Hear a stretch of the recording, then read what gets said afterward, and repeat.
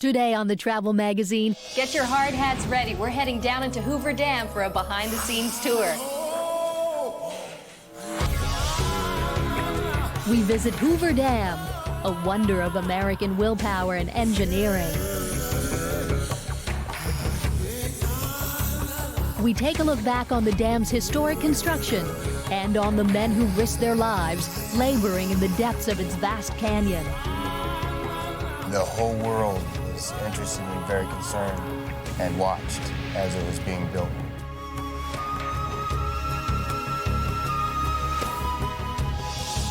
We'll also visit Lake Mead, the enormous reservoir created by the dam. Then it's off to Red Rock Canyon and a trek over its famous geological formations. And later, the dazzling lights of Las Vegas, fed by the power generated at the Hoover Dam. Finally, we'll visit a museum dedicated to another form of power, the power that is Elvis. I'm standing on top of 700 feet of concrete, in some areas 600 feet thick. Considered a major engineering achievement of its day, Hoover Dam is still the largest concrete dam in the Western Hemisphere. Hello, I'm Sandra Neal. Welcome to this edition of the Travel Magazine as we explore the engineering wonder known as Hoover Dam. Hoover Dam is located 50 kilometers southeast of Las Vegas, right on the state line between Nevada and Arizona.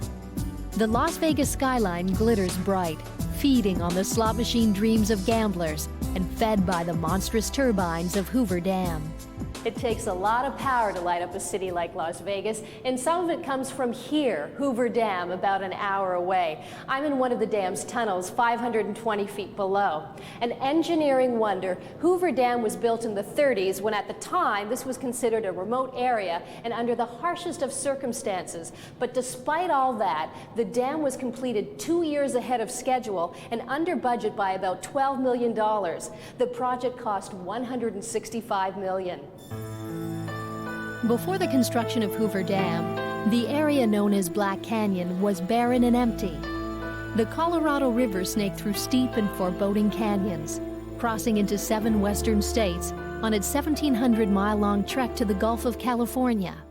But routine flooding of low-lying farms and towns kept settlers at bay. So a plan was conceived to build a dam, one big enough to be of benefit to each of the 7 states through which the mighty Colorado River flowed. Soon Black Canyon shook with explosions and the construction was on.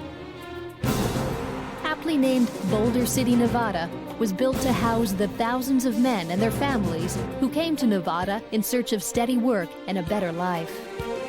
An average of 3,500 men were employed full-time on the project. With the Great Depression raging like the untamed Colorado, the dam offered many men their only chance at a working wage. But the perils were many, including hazards such as drowning, landslides, and the potential of being crushed beneath tons of falling rock blasted daily from the canyon walls. The first major undertaking was the construction of the 4 conversion tunnels needed to divert the water out of the canyon. Using dynamite, power shovels, and convoys of dump trucks navigating the tricky ascent, crews clawed away at the rock, inch by inch and foot by foot. Once the tunnels were completed and the water diverted, the massive canyon floor was cleared, and preparations began for the building of the dam's base. The cement used for construction was bought in bulk by the government and then shipped by train 4,000 feet from where it was produced to the site of the dam. More than 5 million barrels of cement were used in the construction of Hoover Dam. The men laid the cement in large interlocking blocks, one by one, until they reached the top and the completion of a modern engineering marvel.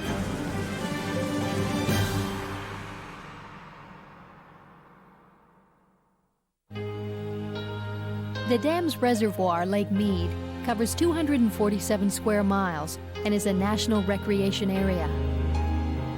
On September 30th, 1935, President Franklin D. Roosevelt dedicated the dam to the workers and to the progress of the United States as a nation. Originally called Boulder Dam, the name was eventually changed to honor the 31st President of the United States, Herbert Hoover. visited by millions of tourists each year, Hoover Dam is now a National Historic Landmark that has also been named one of the 7 modern wonders in U.S. civil engineering. Now I know why you call this the hard hat tour. To get to the roof, we've got to go through this tunnel. Yes, and many more. 2 miles of inspection tunnels throughout the entire structure. And of course, the tunnels that opened up the waters to Lake Mead are, would they be about 20 times bigger than this? 200 times bigger than these tunnels? Oh, at least 20. 50 feet in diameter. Huge. Well, you lead the way. This is our first concrete experience, I guess. Let's go.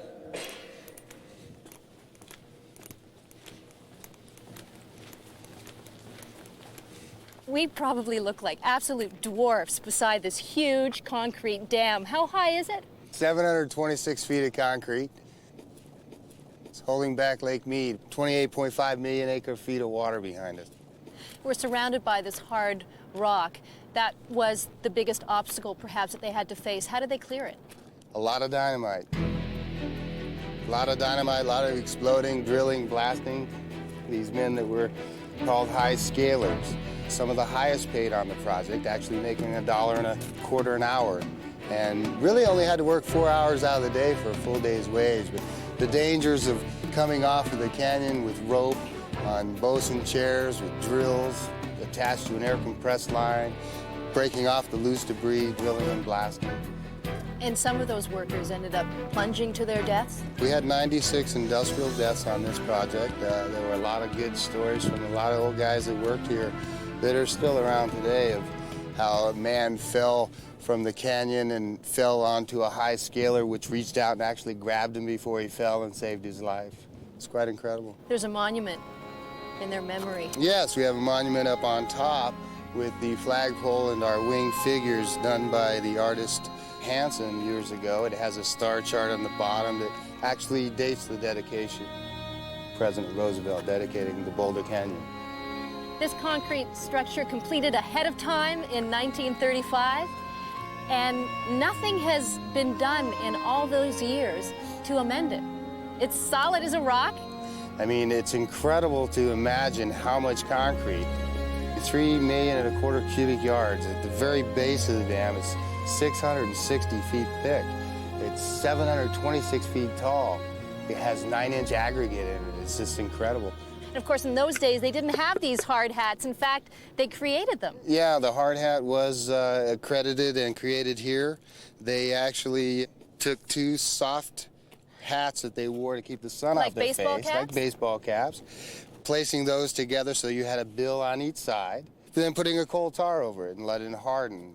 And Frank Crow, who was the superintendent of this project at the time, thought, what a great idea. And the government pushed and made a big effort to start producing and boiling hard hats and making them. So that, yeah, they started here on this project. Well, we thank them Hence for the hard hat tour, right? This invention. That's amazing. It is, isn't it? Still to come on the Travel Magazine, a trip to an Elvis museum where the king of rock and roll lives on.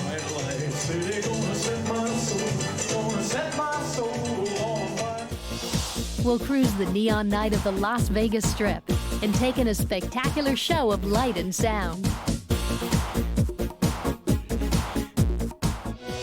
We'll also cruise Lake Mead and complete our awe-inspiring trip to Hoover Dam, when we tour the impressive hydroelectric plant as it generates a staggering amount of electricity, powering a vast portion of the southwestern United States.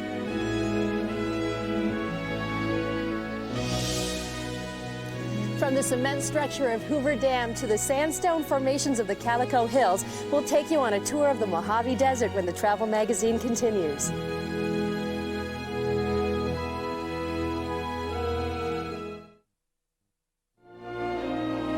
Welcome back to the Travel Magazine and Hoover Dam, one of the United States' most impressive man-made structures.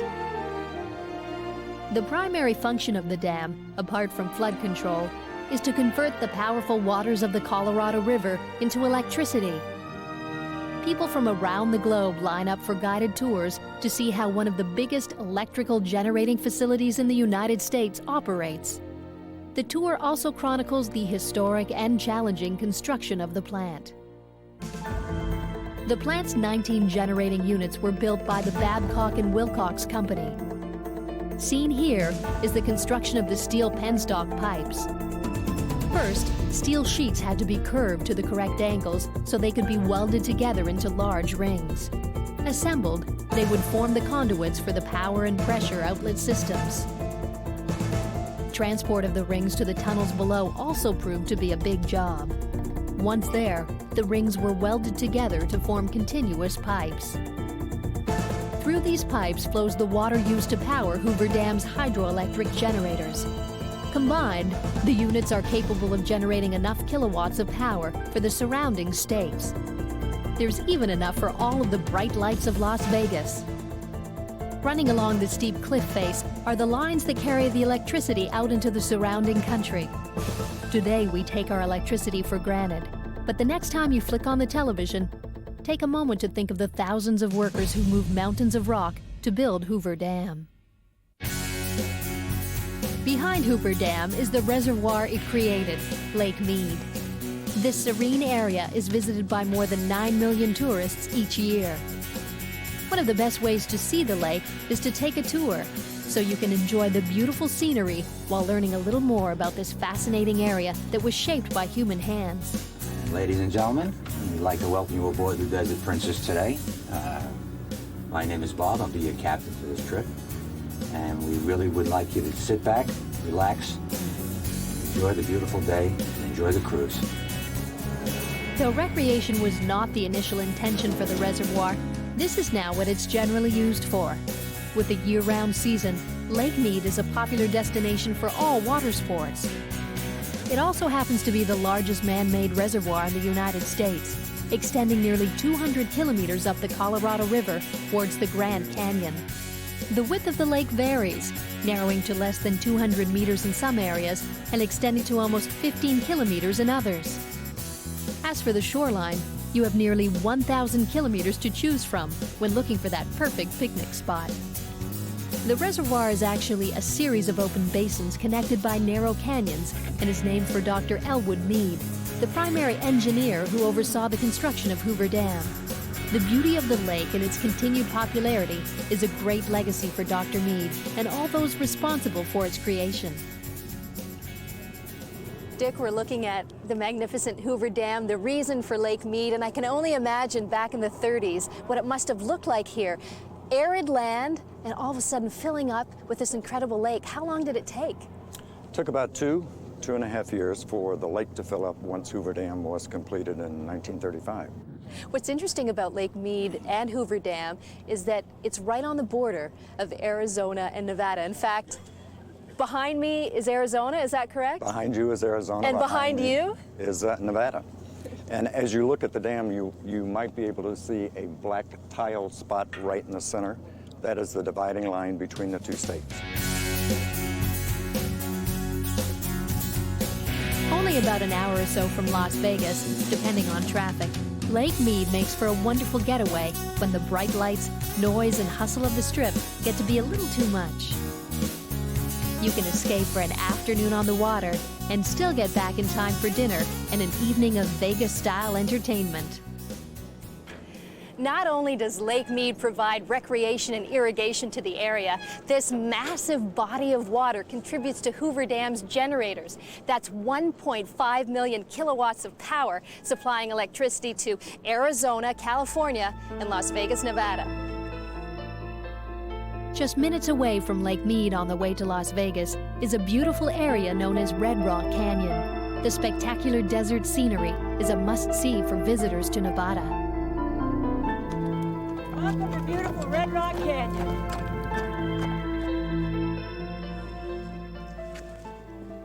If you follow the power lines from Lake Mead toward Las Vegas, you'll discover Red Rock Canyon. The sandstone formations creating the Calico Hills are magnificent.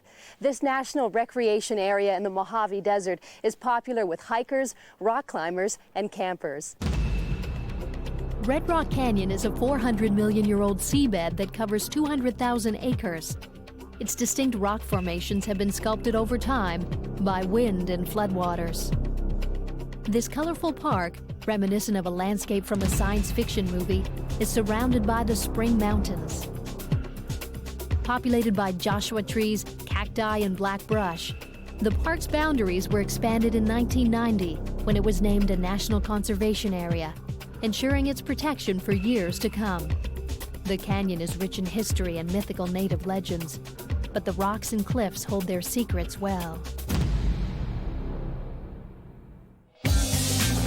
When we come back, we get a bird's eye view of Las Vegas, followed by a stroll along the neon mile known as Fremont Street, where we take in its show of light and sound. And later, who says the king is dead? If Las Vegas had its way, Elvis and his many incarnations would top the charts for years to come.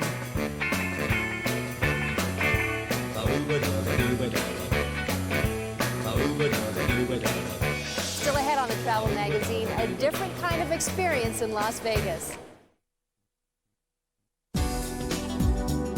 Welcome back to the Travel Magazine and the majestic vistas of Red Rock Canyon, a remarkable national park that exists today just as it did centuries ago. At ATV Action Tours, we have 12 standard tours that we offer, but our additional philosophy is, where do you want to go? What would you like to do? We can make custom tours work.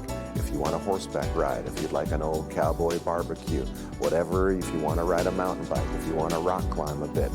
You know, we have the standard tours, plus anything else you'd like to do. The view you get riding in a helicopter over the Las Vegas Strip is incredible. The lights, the action, you can feel the energy flying in that helicopter going down the Las Vegas Strip. That's an unforgettable goosebump on your arm type of experience. Really amazing seeing the Strip at night from the air.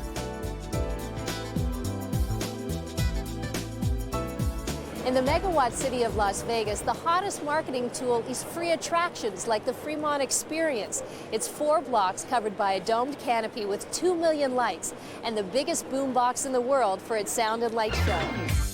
Everywhere you look in neon-studded Las Vegas, there are lights, lights, and more lights. So how does a light show make an impact in this town?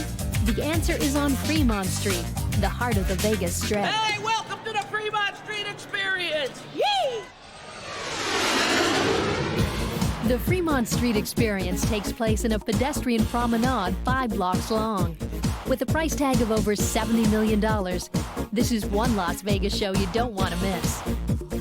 90 feet above the crowd and the size of 4 city blocks is a space-age screen run by 36 computers. These computers control 180 high-intensity strobe lights, 64 color lighting fixtures, and 32 robotic mirrors. They also operate the 218 speakers that kick out 540,000 watts of sound for a truly unique experience. And if you still need an encore, well, they don't call him the king for nothing. It's hard to be in Las Vegas and not think about Elvis Presley. But you know, the king bombed when he debuted here at the Frontier back in 1956. They weren't quite ready for rock and roll back then, but they certainly were in 1969. Elvis Presley ruled Las Vegas for 7 years. And here at the Elvis-O-Rama Museum, you can get a taste of the king's life, from his Cadillacs to those blue suede shoes.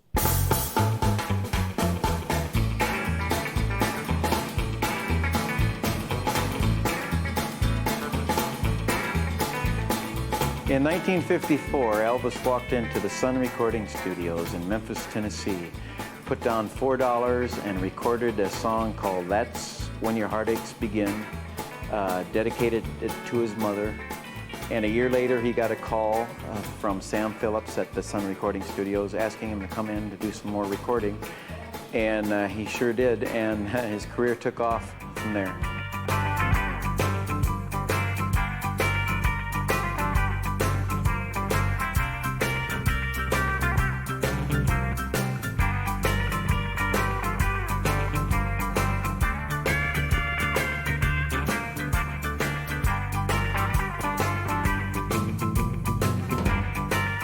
This is Elvis's 1955 Cadillac that he purchased after signing with RCA, a $5,000 signing bonus. This is also the car they Scotty, Bill, and Elvis himself toured in 1956 throughout the country. Elvis bought a total of 70 Cadillacs because it was his favorite car. Throughout his lifetime, he purchased 70 of them.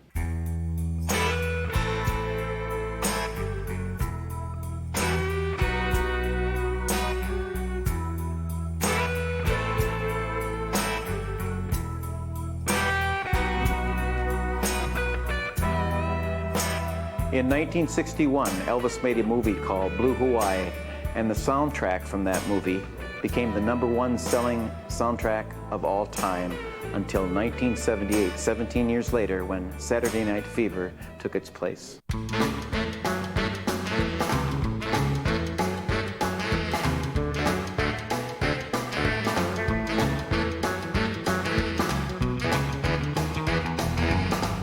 This is the display case we're most proud of because we have Elvis's actual blue suede shoes in here that he wore on the Steve Allen television show in 1956, and they're insured for over $1 million.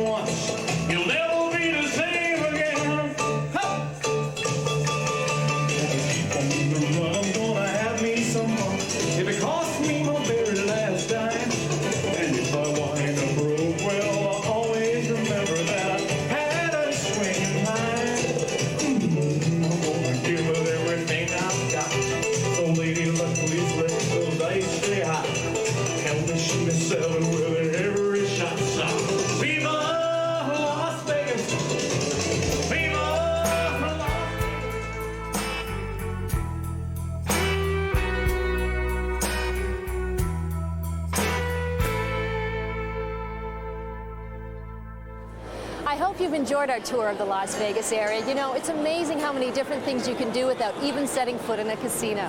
For the Travel Magazine, I'm Sandra Neal. Join us again as we travel the world.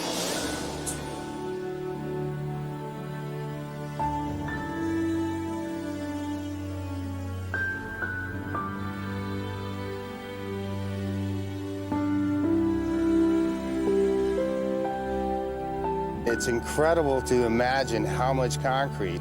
I mean, 3.25 million cubic yards. At the very base of the dam, it's 660 feet thick.